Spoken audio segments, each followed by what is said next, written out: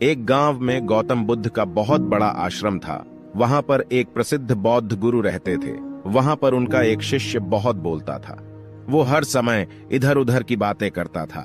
जब वह दान लेने के लिए जाता तो हर घर से एक नई कहानी लेकर आता और आश्रम के दूसरे शिष्यों को सुनाता था। एक शिष्य की दूसरे से बुराई करता, चुगली करता और दूसरों के सामने अच्छा बनने का प्रयास करता। खुद के मुंह से ही खुद की तारीफ करता रहता और हमेशा ही खुद को गुरु के सामने सबसे बुद्धिमान और उत्तम साबित करने का प्रयास करता। वह खुद को सभी शिष्यों से अलग और श्रेष्ठ मानता था। उसका कहना था कि मैं एक अमीर घर का बालक हूं। अगर मैं चाहता तो एक आरामदायक और सुविधाओं से भरा जीवन जी सकता था, लेकिन मैं वह सब छोड़कर यहां आ गया क्योंकि मुझे सत्य की खोज करनी है, खुद को जानना है, जीवन को जानना है। इसीलिए मेरा त्याग तुम सबसे बड़ा है। एक दिन गुरु ने आश्रम के सभी शिष्यों को बुलाकर कहा, आप सभी को अगले 1 माह के लिए कोई न कोई संकल्प लेना है। इससे आपकी संकल्प शक्ति मजबूत होगी और आप में आत्म शक्ति का संचार होगा। आप सभी अपने सामर्थ्य के अनुसार कोई सभी संकल्प ले सकते हैं और यदि 1 माह से पूर्व आप में से जिसका भी संकल्प टूट जाएगा तो वो अपनी पुरानी दिनचर्या में वापस आ जाएंगे। सभी शिष्यों ने अपनी शक्ति के अनुसार छोटे बड़े संकल्प लिए और गुरु को अपने अपने संकल्प के बारे में बताकर वहां से चले गए। लेकिन वह शिष्य जो खुद को सबसे अलग और बड़ा दिखाना चाहता था, वो सीधे गुरु की कुटिया में पहुंच गया और बोला, मैं कोई छोटा मोटा संकल्प नहीं लेना चाहता, बल्कि खुद की ही भांति एक बड़ा और महान संकल्प लेना चाहता हूं। कृपया आप ही बताएं, क्या संकल्प लेना चाहिए। उसकी यह बात सुनकर गुरु मुस्कुराए और बोले, क्या तुम मेरे द्वारा दिए गए संकल्प को पूरा कर पाओगे? क्या तुम्हारे लिए उसे पूरा करना संभव होगा? शायद नहीं। वो तुम्हारे लिए संभव नहीं है। तुम उसे पूरा नहीं कर पाओगे, इसीलिए तुम खुद ही कोई संकल्प ढूंढो। शिष्य ने कहा, नहीं गुरुदेव, आप जो भी संकल्प मुझे देंगे मैं जरूर उसे पूरा करूंगा। गुरु ने कहा, ठीक है, तो तुम अगले 1 माह तक चुप रहोगे, मुंह से एक शब्द भी नहीं निकालोगे, यही तुम्हारा संकल्प है। शिष्य ने कहा, गुरुदेव, ये भी कोई संकल्प है? ये तो बहुत ही आसान है। 1 माह तक चुप ही तो रहना है। आप कोई बड़ा संकल्प दीजिए जो मेरी योग्यता के लायक हो, जिसे पूरा करने में मुझे समस्या हो। गुरु ने कहा, पहले तुम इस संकल्प को तो पूरा करके दिखाओ। शिष्य ने गुरु की बात मान ली और वह उसी समय चुप हो गया और पलटकर कुटिया से बाहर चला गया। उसे चुप रहना बहुत आसान लग रहा था। उसने एक दिन तो जैसे तैसे चुप रहकर काट लिया, लेकिन दूसरे दिन से उसके मन में ना बोलने का बोझ बढ़ने लगा। तीसरे दिन उसे भारीपन महसूस होने लगा और चौथे दिन उसके अंदर एक अजीब सी बेचैनी होने लगी, क्योंकि आसपास आश्रम के सभी शिष्य एक दूसरे से बातें कर रहे थे। वो भी अपना पक्ष उनके सामने रखना चाहता था, उनकी बोलती बंद कर देना चाहता था, लेकिन उसका संकल्प उसके आड़े आ रहा था। इसीलिए वो पूरे दिन सिर्फ मुंह और आंखें बनाता रहता। इसी तरीके से कुछ दिन और बीते और वह शिष्य बीमार पड़ गया। उसका सिर फटा जा रहा था, उसका खाने पीने तक का मन नहीं कर रहा था। वह सिर्फ बोलना चाहता था। वह गुरु के पास गया और उनके सामने बैठकर लिखकर उन्हें बताया, गुरुदेव, मैं बोलना चाहता हूं, बिना बोले। मुझे सांस नहीं आ रही, मेरा दम घुटता जा रहा है, मैं अंदर ही अंदर पागल हुआ जा रहा हूं। मैं क्या करूं? संकल्प तोड़ दूं क्या? यह पढ़कर गुरु मुस्कुराए और बोले, संकल्प तो तोड़ने के लिए ही होते हैं, लेकिन जो अपने संकल्प को पूरा कर लेता है वही अपनी आंतरिक शक्ति को बढ़ाता है, और जो अपनी आंतरिक शक्ति को बढ़ा लेता है वो समझ और जागृति की राह पर आगे बढ़ जाता है। संकल्प का लेना भी तुम्हारे हाथ में था और इसे तोड़ना भी तुम्हारे ही हाथ में है। तुम्हारे बहुत से भाई अपने संकल्प को तोड़कर अपनी पुरानी दिनचर्या पर वापस आ चुके हैं। अगर तुमसे नहीं हो पा रहा तो तुम भी संकल्प तोड़ कर अपनी पुरानी दिनचर्या पर वापस जा सकते हो।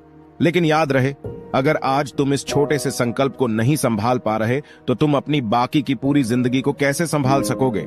बाकी फैसला पूरी तरह से तुम्हारे हाथों में है। गुरु की यह बात उस शिष्य के दिल में चोट कर गई। वह बिना कुछ बोले वहां से वापस चला गया और खुद को अपनी कुटिया में बंद कर लिया। वह केवल अपने जरूरी कामों के लिए ही कुटिया से बाहर निकलता, बाकी सारे समय कुटिया के अंदर ही बैठा रहता। 15 दिन बीत चुके थे और आश्रम के लगभग सभी शिष्यों का संकल्प अब तक टूट चुका था, लेकिन उसका संकल्प अभी भी जारी था। संकल्प लेने के बाद से अब तक उसने एक शब्द भी ना बोला था। सारा आश्रम हैरान था कि इतना बोलने वाला इंसान चुप कैसे हो गया। 15 दिन बीतने के बाद वह दोबारा अपने गुरु के पास गया और लिखकर बताया है, गुरुदेव, मैं बाहर से तो चुप हूं, लेकिन मेरे भीतर बहुत सी आवाजें हैं, बहुत सी चीख पुकार और शिकायतें हैं। मैं अंदर ही अंदर बात करता रहता हूं। मेरा मन तरह तरह के प्रश्न पूछता रहता है। मैं बाहर से जितना मौन हूं, भीतर से उतने ही शोर शराबे से भरा हुआ हूं। क्या इस तरह से मेरा संकल्प अभी भी जारी है? गुरु ने कहा, हां, तुम्हारा संकल्प अभी भी जारी है, लेकिन जब तक लोगों की ये आवाजें तुम्हारे कानों में पड़ती रहेंगी, तुम्हारा मन बोलता रहेगा, क्योंकि इसे तो आदत है बोलने की। तुम भले ही बाहर से चुप रहो, लेकिन तुम अंदर ही अंदर बोलते रहोगे। तुम्हें इन बातों से, इन आवाजों से दूर जाना पड़ेगा। शिष्य गुरु को प्रणाम कर वहां से चला जाता है और सुबह होते ही अपनी कुटिया छोड़कर जंगल की तरफ चला जाता है। कई दिन बीत जाते हैं, संकल्प का समय भी पूरा हो जाता है, लेकिन शिष्य लौटकर नहीं आया। आश्रम में सभी को डर था कि कहीं जंगली जानवरों ने उसे खाना लिया हो। इस बीच उसे ढूंढने की बहुत कोशिश की गई, लेकिन वह कहीं नहीं मिला।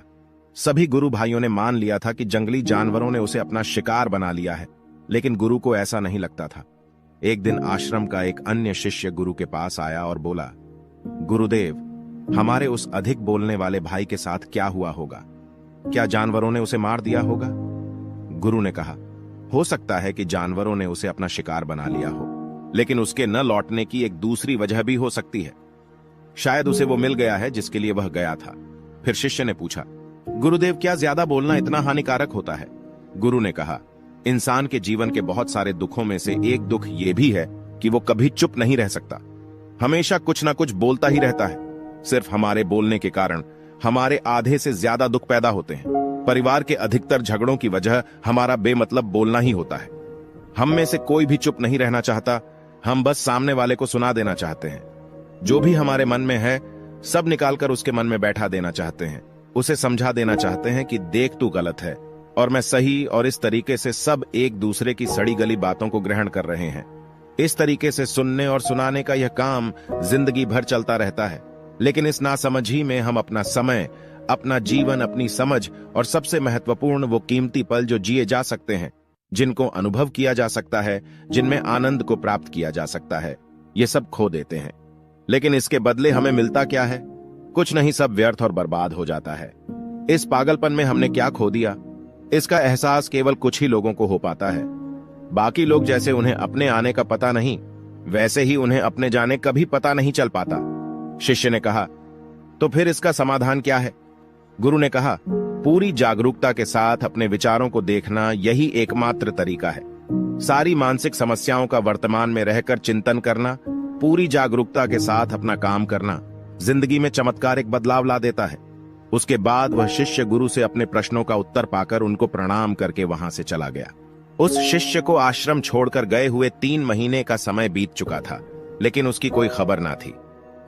अब तक तो सभी गुरु भाइयों ने भी उसके वापस लौटने की उम्मीद छोड़ दी थी, लेकिन एक दिन वो आश्रम लौट आता है। उसे देखकर सभी के आश्चर्य और खुशी का ठिकाना न रहा, लेकिन अब वो नहीं था जो यहां से गया था। वो कुछ और ही बनकर वापस आया था। उसके अंदर एक गजब का बदलाव महसूस किया जा सकता था। उसके चेहरे पर एक गजब का ठहराव और आंखों में बड़ी शांति थी। आश्रम में आते ही सभी गुरु भाइयों ने उसे चारों तरफ से घेर लिया और बातें करने लग गए। वह भी अपने गुरु भाइयों से बातें करने लगा। उससे बात करने वाले सभी ने यह अनुभव किया कि अब वे पहले जैसा उतावला और बातूनी नहीं रह गया था। उसके मुंह से एक एक शब्द बहुत ही सुलझे हुए और मधुरता के साथ निकल रहे थे। थोड़ी देर तक गुरु भाइयों से बात करने के बाद वह सीधा गुरु की तरफ चला गया।